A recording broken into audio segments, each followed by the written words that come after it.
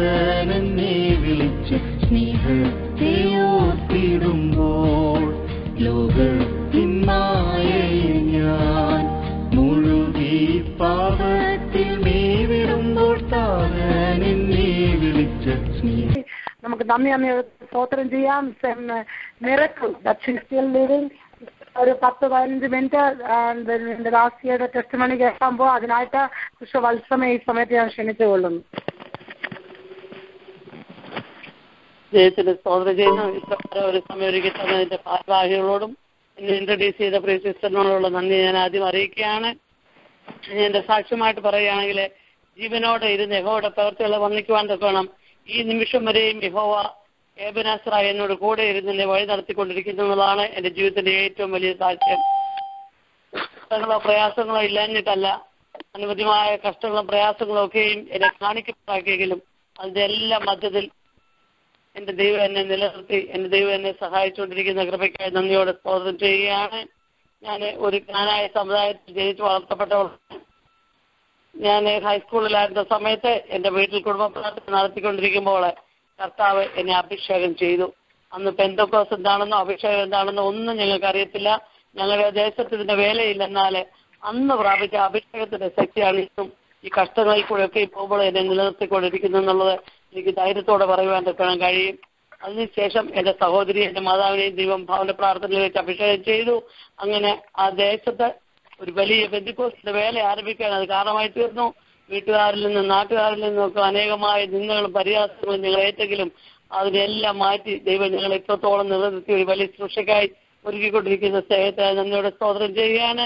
ആ സമയത്തൊക്കെയും പല ആലോചനകൾ ദൈവദാസന്മാരിൽ കൂടെയും ദൈവത്തിൽ കൂടെയും ദൈവം എന്നോട് അറിയിച്ചുകൊണ്ടിരുന്നു. അതൊക്കെയും ഞാൻ സംഗ്രഹിച്ചു. അതൊക്കെ നടന്നുകൊണ്ടിരിക്കുന്നു. ഇന്നും അതൊക്കെയും നടന്നുകൊണ്ടിരിക്കുന്നു. എന്റെ ദൈവം ഒരു വാക്ക് പറഞ്ഞാൽ അത് അങ്ങനെ തന്നെ ഞാൻ ഇന്നും പൂർണ്ണമായിട്ട് വിശ്വസിക്കുകയും ചെയ്യുന്നു.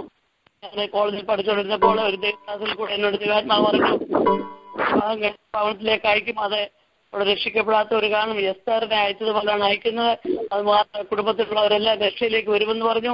അങ്ങനെ തന്നെ അത് സംഭവിക്കാനിടയായി. എന്റെ വിവാഹം കഴിഞ്ഞ് ഞാൻ ചെന്നപ്പോൾ അവിടെ രക്ഷിക്കപ്പെടുവാനായിട്ട് ആളുകളുണ്ടായിരുന്ന ഭവനത്തിൽ അവരെല്ലാം ദൈവകൃപയിലായി തിരുവാൻ ദൈവം സഹായിച്ചു.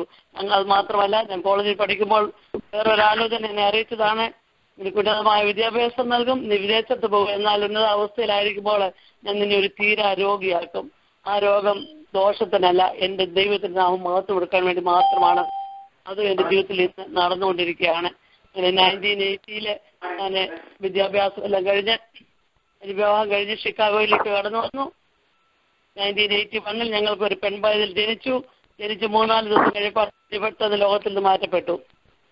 അപ്പോൾ ഞാനിത് ദൈവത്തോട് ചോദിച്ചു, ദൈവം ഇതിനാണോ എന്നെ അഭിഷേകം ചെയ്ത് കൊണ്ടുവന്നത്? എനിക്ക് ദാനമായി തന്ന പൈതൽ എടുക്കാനാണ്. എന്നാൽ ആ സമയത്ത് തന്നെ ഞാൻ ദൈവത്തോട് പറഞ്ഞു, കർത്താവ് എന്റെ ദൈവത്തെ ചോദ്യം ചെയ്യുവാൻ എനിക്ക് ഒരിക്കലും ഇടയാകരുത്. ഞാൻ ദൈവത്തോട് പ്രാർത്ഥിച്ചു. ആ താങ്കളിലൊക്കെ കർത്താവ് അത്ഭുതമായി നിലനിർത്തി. അതിനുശേഷം കർത്താവ് 2 ആൺകുഞ്ഞുങ്ങളെ കൊണ്ട് എനിക്ക് ദാനം ചെയ്തു. അങ്ങനെ ഇവിടെ വന്ന് നല്ലൊരു വിദ്യാഭ്യാസം കരസ്ഥമാക്കുവാനും ദൈവത്തിന്റെ ആത്മാവ് അറിയിച്ചതുപോലെ തന്നെ ഉന്നതമായ ജോലിയായി തീരുവാനും ഒക്കെയും കർത്താവ് എനിക്ക് ഭാഗ്യങ്ങളും വഴികളും ഒരുക്കി തന്നു. ഈ ഒരു വാക്ക് പറഞ്ഞാൽ നിവർത്തിച്ചെടുക്കും. അതിന് മാറ്റമില്ലെന്നുള്ളത് രാത്രി ഞാൻ വീണ്ടും ഉറപ്പോട് ദൈവമക്കളോട് പറയുകയാണ്. അങ്ങനെ ഞാൻ ജോലിയിലായിരിക്കുമ്പോൾ വളരെ അപ്രതീക്ഷിതമായിട്ടാണ് 2000 ഞാൻ ജോലി എന്നെ വിളിച്ച് പറയുന്നത്, നിനക്ക് ബ്രസ്റ്റ് ക്യാൻസർ ഡയഗ്നൈസ് ചെയ്തെന്ന്. കേട്ടപ്പോൾ ആദ്യം എനിക്ക് വലിയ പ്രയാസമുണ്ടായി. ഞാൻ ദൈവത്തോട് ചോദിച്ചു, എന്താ കർത്താവേ? എന്നാൽ ഞാൻ മുമ്പിലോട്ട് നോക്കിയപ്പോൾ എന്റെ ബൈബിൾ എന്റെ മുമ്പിൽ ഇരിപ്പുണ്ട്. ഞാൻ ഒന്നും എടുത്ത് കൊടുത്ത് വായിച്ചപ്പോൾ എനിക്ക് കിട്ടിയൊരു വാക്യം യിരെമ്യാ പ്രവചനം 45-ാം അധ്യായത്തിന്റെ അവസാനത്തെ വാക്യമാണ്. എന്നാൽ നീ നിനക്കായിട്ട് വലിയ കാര്യങ്ങൾ ആഗ്രഹിക്കരുത്. ഞാൻ സകല ജഡത്തിന് അനർത്ഥം വരുത്തുമെന്ന് യഹോവയുടെ അരുളപ്പാട്. എങ്കിലും നീ പോകുന്ന എല്ലായിടത്തും ഞാൻ നിന്റെ ജീവിതം നിനക്ക് കൊള്ള പോലെ തരും. ആ വാക്യത്തെ വചനം ഞാൻ അന്ന് മുതൽ ഓരോ ദിവസവും ഉരുവിട്ടുകൊണ്ടിരിക്കുകയാണ്. ഏതവസ്ഥയിൽ കൂടെ കടന്നു വന്നാലും ഞാൻ ദൈവത്തോടും പറയും, കർത്താവ് നീ എനിക്ക് തന്ന വചനമാണ് എന്റെ ജീവനം എനിക്ക് കൊള്ള പോലെ തരുമെന്നുള്ളത്. അത് ഇന്നും ദൈവം ഇരിക്കുകയാണ്. ആ സമയത്ത് എനിക്ക് സർജറിയൊക്കെ ചെയ്തു. ഞാൻ സ്വസ്ഥമായി സമാധാനമായി ജീവിച്ചുകൊണ്ടിരുന്നു. എന്നാൽ 2005 ആയപ്പോൾ പെട്ടെന്ന് ശരീരത്തിൽ അസ്വസ്ഥതകൾ നേരിട്ട് സ്കാൻ ചെയ്തപ്പോൾ അത് ഡോക്ടറുടെ റിപ്പോർട്ട് വന്നത് സ്റ്റേജ് 4 ക്യാൻസർ ആണ്. നീ വളരെ ചുരുക്കം നിമിഷങ്ങൾ ഇതിന് മുമ്പിലുള്ളെന്നുള്ളതാണ്. ശരീരത്തിന്റെ പലയിടത്തേക്ക് അത് സ്പ്രെഡ് ചെയ്തിരിക്കുകയാണ്. വളരെ ചുരുങ്ങിയ നിമിഷങ്ങൾ മാത്രമേ ഉള്ളൂ എന്ന് പറഞ്ഞപ്പോൾ ഞാൻ ദൈവത്തോട് എനിക്ക്, കർത്താവേ എന്റെ കുഞ്ഞുങ്ങളെ കണ്ടില്ലല്ലോ, എന്തായി തീരുമെന്ന് ചിന്തിച്ചു. എന്നാൽ അത്ഭുതം പറയട്ടെ, 8 വർഷമായി മെഡിക്കൽ സയൻസിന്റെ രേഖ തിരിഞ്ഞിരിക്കൊണ്ട് ഞാൻ ആഗ്രഹിച്ചില്ല ചില അത്യന്തപരമായി കർത്താവിനെ നടത്തി കുഞ്ഞുങ്ങളുടെ ഗ്രാജുവേഷൻ അവരുടെ ജോലി മൂത്തവരുടെ വിവാഹം കാണുവാൻ ദൈവം എനിക്ക് ഭാഗ്യം തന്നു. എന്റെ ദൈവം എത്ര വിശ്വസ്തരാണ്. എന്റെ ദൈവം ഒരു കാര്യം പറഞ്ഞാൽ അത് അങ്ങനെ തന്നെ നിവർത്തിച്ചെടുക്കുക എന്നുള്ളതിന് ഞാൻ ഒരു ജീവിക്കുന്ന സാക്ഷിയാണ്. ആ സമയത്ത് എനിക്ക് കീമോ ചെയ്തു, റേഡിയേഷൻ ചെയ്തു, കർത്താവിനെ വിടുവിച്ചു. അതിൻ്റെതായ യാതൊരു പ്രയാസങ്ങളോ ഭാരങ്ങളോ ഇല്ലാതെ കർത്താവിനെ പരിപാലിച്ചു. എന്റെ ദൈവത്തിന്റെ സ്നേഹത്തെ എന്നോട് സ്തോത്രം ചെയ്യുന്നു. എന്നാൽ അതിനുശേഷം വീണ്ടും പ്രശ്നം ഇങ്ങനെ നേരിട്ട് 2007 ആ സമയത്ത് സർജറി ചെയ്തു. സർജറി ചെയ്തപ്പോൾ പറഞ്ഞു ചിലപ്പോൾ ഇത് കോംപ്ലിക്കേഷൻ ഉണ്ടാകും, കാരണം ബ്രെയിൻ സർജറി ആണെന്ന് പറഞ്ഞെന്നാൽ ഞാൻ എന്റെ ദൈവത്തിൽ വിശ്വസിച്ചു. കാരണം എന്റെ ദൈവം എന്നോടൊരു വാഗ്ദത്തം പറഞ്ഞിട്ടുണ്ട്. അത് നിവർത്തിച്ചെടുക്കാൻ പൂർണ്ണമായിട്ട് വിശ്വസിച്ചു. ഒരു കോംപ്ലിക്കേഷൻ ഇല്ല. ദൈവം അതിൽ നിന്ന് ആ സർജറിയിൽ നിന്നെല്ലാം എന്നെ വിടുവിച്ചു. റേഡിയേഷൻ പലത് ചെയ്തു ബ്രെയിനില്. എന്നാൽ 9 വീണ്ടും ആ സ്ഥാനത്ത് തന്നെ ആ ബ്രെയിൻ ട്യൂമർ വന്നു. അപ്പോഴെന്റെ ചോദ്യം ചെയ്യുവാനിടയാകാതെ എന്നിൽ പ്രാപിച്ച അഭിഷേകത്തിന്റെ ശക്തിയല്ല അതിന്റെ എല്ലാം തന്നു. എന്റെ ദൈവത്തിന്റെ സ്നേഹത്തെ സ്തോത്രം ചെയ്യുന്നു.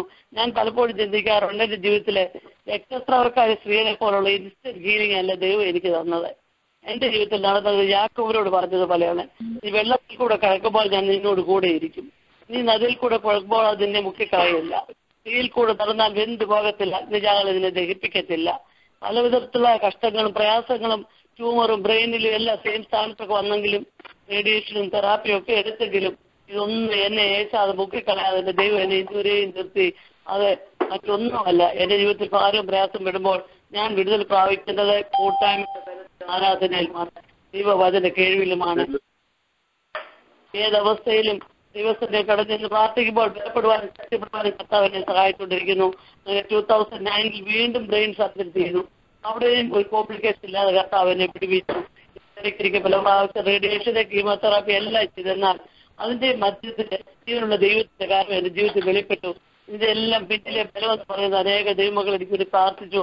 മാത്രമല്ല ഞാൻ എന്റെ ദൈവത്തിന്റെ വചനത്തെ എന്നോട് പറഞ്ഞ വാഗ്ദത്തത്തെ കടന്ന് വിശ്വസിച്ചു.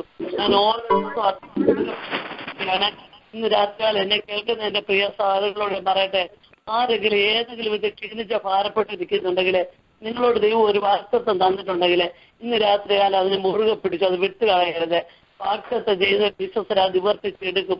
അതെന്റെ ജീവിതത്തിന്റെ അനുഭവം ചേർന്നാണ് ഞാൻ ഈ പറയുന്നത്. അങ്ങനെ രേഖയെല്ലാം തിരുത്തി എഴുതി ഈ 8 വർഷക്കാലം കർത്താവ് എന്നെ ആയുസോട് ആരോഗ്യത്തോട് സ്റ്റേജ് 4 ആണെന്ന് ഡിക്ലെയർ ചെയ്ത് കഴിഞ്ഞ് തന്നെ എന്നെ നിലനിർത്തിക്കൊണ്ടിരിക്കുകയാണ്. അത് മറ്റൊന്നുമില്ല, ദൈവം മാത്രമാണ് വചനപ്പെടുത്തുന്നത്. ഞാൻ ദൈവത്തോട് ചിലപ്പോൾ സഹിക്കാനുള്ള കൃപ എന്ന് പറയുമ്പോൾ ദൈവം എന്നോട് പറയുന്ന വചനം, എന്റെ കൃപ നിനക്ക് മതി, എന്റെ ശക്തി ബലഹീനതയിൽ തിരിഞ്ഞു വരുന്നു. ആ കൃപയും ശക്തിയും തന്നാണ് എന്നെ ദൈവം നിർത്തിക്കൊണ്ടിരിക്കുന്നത്. പലർക്കും ഒരല്പം ആകത്തോളം കർത്താവിനെ നിലനിർത്തുന്ന സ്നേഹത്തിനായിട്ട് ഞാൻ ദൈവത്തിന് നന്ദിയോട് സ്തോത്രം ചെയ്യുന്നു. ഈ ദിവസങ്ങൾ എന്റെ പ്രാർത്ഥന അത് മാത്രമല്ല, കർത്താവ് എന്റെ ജീവിതം മറ്റുള്ളവർക്ക് ഒരു അനുഗ്രഹമാകണം, ഒരു ആശ്വാസമാകണം. എല്ലാ സഹിപ്പാനുള്ള കൃപ, വേദന സഹിപ്പാനുള്ള കൃപ എല്ലാം എനിക്ക് തരണമെന്നാണ് ഞാൻ എന്റെ ദൈവത്തോട് പ്രാർത്ഥിക്കുന്നത്. എന്റെ ദൈവം ഇതുവരെയും എന്നെ നടത്തിക്കൊണ്ടിരിക്കുന്നു. തീയിലിട്ടാലും അതിന്റെ മണം പോലും കേൾക്കാതെ എന്റെ ദൈവം എന്നെ വിടുവിച്ചുകൊണ്ടിരിക്കുന്നു. ഗുഹയിലിട്ടാലും സിംഹത്തിന്റെ പായ അടച്ചതുപോലെ തന്നെ കഷ്ടങ്ങളിൽ കൂടെ പോയാലും പ്രയാസങ്ങളിൽ കൂടെ പോയാലും അതിലെ നിലനിൽപ്പാനുള്ള കൃപ തന്നെ ദൈവം എന്നെ നടത്തിക്കൊണ്ടിരിക്കുന്ന സ്നേഹത്തിനാ നന്ദിയോട് ദൈവത്തെ സ്തുതിക്കുകയാണ്. അതിനും ഇങ്ങനെയാണ് പറയുന്നത്, ലോകത്തിൽ നിങ്ങൾക്ക് അർത്ഥമുണ്ടെങ്കിൽ ധൈര്യപ്പെടുമെന്ന് ഞാൻ ലോകത്തെ ജയിച്ചിരിക്കുന്നു. ലോകത്തെ ജയിച്ച ദൈവം നമ്മുടെ വിശ്വാസം തന്നെ. ഈ ദിവസങ്ങളിൽ ദൈവവചനത്തിൽ വിശ്വസിച്ച് ബലപ്പെട്ടു പോകണമെന്നാണ് എന്റെ ജീവിതത്തിന്റെ വലിയ ആഗ്രഹം. അതിനുവേണ്ടി ഞാൻ ഇന്ന് രാത്രി ദൈവത്തിന്റെ കാര്യങ്ങൾ എന്നോട് ഏൽപ്പിക്കുകയാണ്. എന്നാൽ ഇതിന്റെ എല്ലാം പിന്നില് ഒരു വലിയ ജനസമൂഹങ്ങളുടെ പ്രാർത്ഥനയുണ്ട്. അതിന്റെ ധൈര്യമാണ്. ഈ സിറ്റിയിൽ മാത്രമല്ല, ഈ രാജ്യത്ത് മാത്രമല്ല, രാജ്യത്തെ ലോകത്തിന്റെ വിവിധ ഭാഗങ്ങളിൽ എന്നെ ഓർത്ത് പ്രാർത്ഥിക്കുന്ന അനേക ദൈവമക്കളുണ്ട്. ആ പ്രാർത്ഥനയുടെ ബലത്തിലാണ് ഞാൻ ഇന്ന് വരെ ആയിരിക്കുന്നത്. എനിക്ക് സപ്പോർട്ട് തരുവാൻ അനേക ദൈവമക്കളുള്ളതുകൊണ്ടാണ് ഞാൻ ഈ ബലത്തിലായിരിക്കുന്നത്. ദൈവത്തിന്റെ സ്നേഹത്തിന് നന്ദിയോടെ സ്തോത്രം ചെയ്യുന്നു. കഷ്ടപ്പെടെ പോകുമ്പോൾ, പ്രയാസത്തിലൂടെ പോകുമ്പോൾ പ്രിയപ്പെട്ടവരെ ഭാരപ്പെടേണ്ട. നമുക്കൊരു തന്നിട്ടുണ്ട്. ആ നിവൃത്തിക്ക് വേണ്ടി ഞങ്ങൾ മുമ്പോട്ട് ഓടിയ അതിനെ മുറുകെ പിടിച്ചാൽ മതി. ഒരിക്കലും ക്ഷീണിച്ചു പോകാതെ ദൈവത്തെ ചോദ്യം ചെയ്യുവാനോ നെഗറ്റീവായിട്ട് ചിന്തിക്കുവാനല്ല, ദൈവത്തിൽ ധൈര്യം കയറിയാൽ ദൈവം നമ്മളെ അനുഗ്രഹിക്കുകയും സഹായിക്കുകയും ചെയ്യും. അതെന്റെ ജീവിതം തെളിവാണ്. അതിന് ഇന്ന് രാത്രി ഞാൻ അതിന് നിങ്ങളെല്ലാവരും അതിനുവേണ്ടി ആഹ്വാനം ചെയ്യുകയാണ്. എന്നാല് ഈ റീസെന്റ് ആയിട്ട് ചോദിച്ചാലുണ്ട്, ഇപ്പോഴും ഞാൻ ക്ലാസ്സിൽ കൂടാ പോകുന്ന ഞാൻ പൂർണ്ണമായി വിശ്വസിക്കുന്ന ദൈവത്തെ തള്ളിക്കളയത്തില്ലെന്ന്. എന്നോടുള്ള വാഗ്ദത്വം അനുവർത്തിച്ചെടുക്കും, എന്റെ ജീവൻ എനിക്ക് കൊള്ളപോലെ തരും എന്നുള്ളത് ഞാൻ പൂർണ്ണമായിട്ട് വിശ്വസിച്ചിരിക്കുകയാണ്. ഈ റീസെന്റ് MRI എടുത്തപ്പോൾ കണ്ടുപിടിച്ചു മെഡിക്കൽ സയൻസിന് ഓപ്ഷൻസ് ഒന്നും ഇല്ലെന്നാണ് അവർ പറയുന്നത്. എന്നാൽ ഞാനതൊന്നും വകവയ്ക്കുന്നില്ല. വാഗ്ദത്തം ചെയ്തത് എന്നോട് കൂട്ടുണ്ട്. മെഡിക്കൽ സയൻസിന് കഴിയാത്തതിനെ ചെയ്യുവാൻ കഴിവുള്ളവർ വാഗ്ദത്തം ചെയ്ത് വിശ്വസ്ത നിവർത്തിക്കും. ഞാൻ ആ ദൈവ കരങ്ങളിലേക്ക് എന്നെ വീണ്ടും ഏൽപ്പിച്ചിരിക്കുകയാണ്.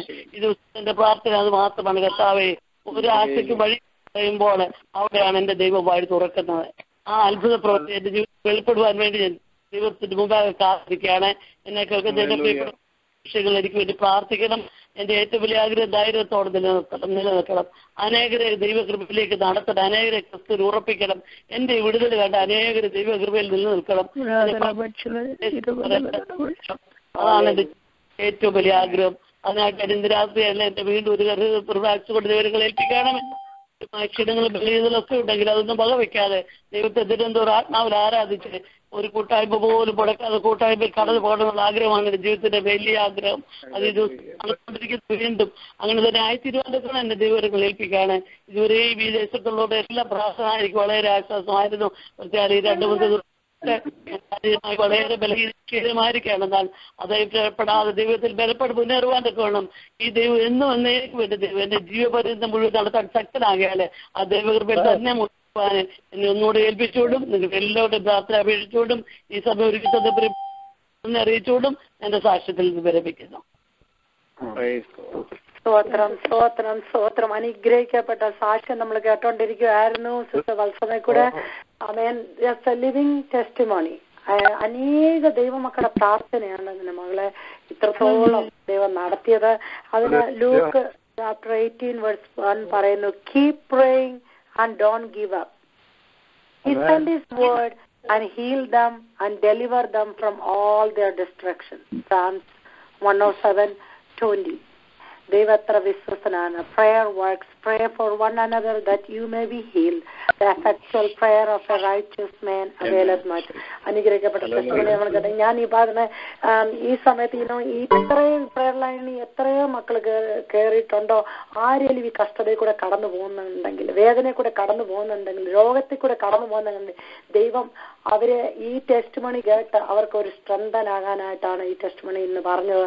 ആമേൻ. ആ വചനം അത് വിശ്വസിച്ച് ഇരുന്നാൽ ദൈവം നിങ്ങൾക്ക് അത്ഭുതങ്ങളും അടയാളങ്ങളും നിങ്ങളുടെ ജീവിതത്തിൽ ചെയ്യും. അതിനായിട്ട് നമുക്ക് ഈ സമയത്ത് ഹമ്പിളായിട്ട് ദൈവസന്നാനത്തിലായിരിക്കാം. നമ്മൾ ഒരു മിനിറ്റൊക്കെ പ്രാർത്ഥിക്കാൻ പോകാം അനേക വിഷയത്തിന് വേണ്ടി. അതിന് മുമ്പാകെ സിസ്റ്റർ റീന ഒരു പാട്ട് പാടുന്നതായിരിക്കും. നമുക്ക് എല്ലാവർക്കും അനുഗ്രഹമായി തീരാം. സിസ്റ്റർ റീനയെ ഈ സമയത്ത് ഞാൻ ഇൻവൈറ്റ് ചെയ്യുന്നു. ജീവനുള്ള ദേവനീ വരൂ, ജീവവാക്യമോതുവാൻ വരൂ, പാപത്തെ വെറുത്ത് ജീവിപ്പാൻ പാപബോധം ഞങ്ങളിൽ തരൂ, പാപത്തെ വെറുത്ത് ജീവിപ്പാൻ പാപബോധം ഞങ്ങളിൽ തരൂ. യേശുവേ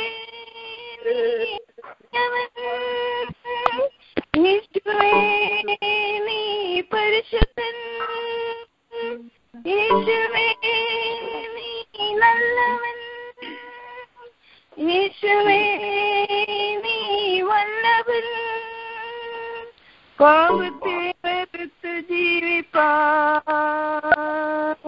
പാപബോധം ഞങ്ങളിൽ തരൂ, പാപത്തെ വെറുത്ത് ജീവിപ്പാൻ പാപബോധം ഞങ്ങളിൽ തരൂ. മനസ്സും കനിഞ്ഞിടുവാനായി ഗാനമാല്യമീകിടുവാനായി ആശിക്കൂ എന്റെ ദേഹിയിൽ, നീ വസിക്കൂ എന്റെ ജീവനിൽ, വസിക്കൂ എന്റെ ദേഹിയിൽ, നീ വസിക്കൂ എന്റെ ജീവനിൽ. യേശുവേ യേശുവേ പരിശുദ്ധൻ യേശുവേ നീ നല്ലവൻ യേശുവേ നീ വല്ലഭൻ പാപത്തെ വെറുത്ത് ജീവിപ്പാൻ പാപബോധം ഞങ്ങളിൽ തരൂ പാപത്തെ വെറുത്ത് ജീവിപ്പാൻ പാപബോധം ഞങ്ങളിൽ തരൂ വാഗ്ദത്തങ്ങൾ ചെയ്ത കർത്തനേ വാക്കുമാറതുണയുള്ളോനേ വാഗ്ദത്തങ്ങൾ ചെയ്ത കർത്തനേ വാക്കുമാറതുണയുള്ളോനേ വാഗ്ദത്തങ്ങൾക്കായി വരുന്നേ വല്ലഭാൽമ മാറി നൽകണേ വാഗ്ദത്തങ്ങൾക്കായി വരുന്നേ വല്ലഭാൽമ മാറണേ യേശുവേ നീ വഴിയാണ് യേശുവേ നീ പരിശുദ്ധൻ യേശുവേ നീ നല്ലവൻ യേശുവേ നീ വല്ലഭൻ പാപത്തെ വെറുത്ത് ജീവിപ്പാൻ പാപബോധം ഞങ്ങളിൽ തരൂ പാപത്തെ വെറുത്ത് ജീവിപ്പാൻ പാപബോധം ഞങ്ങളിൽ തരൂ.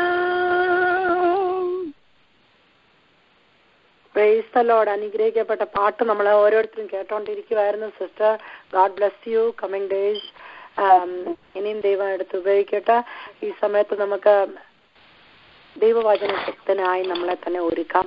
നമ്മുടെ ഹൃദയങ്ങളെ തുറന്ന് ആര് പ്രസംഗിക്കുന്നതല്ല, ദൈവത്തിന്റെ വചനം ഇവിടെ ഘോഷിക്കുമ്പോൾ നമ്മൾ റിസപ്റ്റീവ് മൈൻഡോടെ ഇരിക്കുവാനായിട്ട് എല്ലാ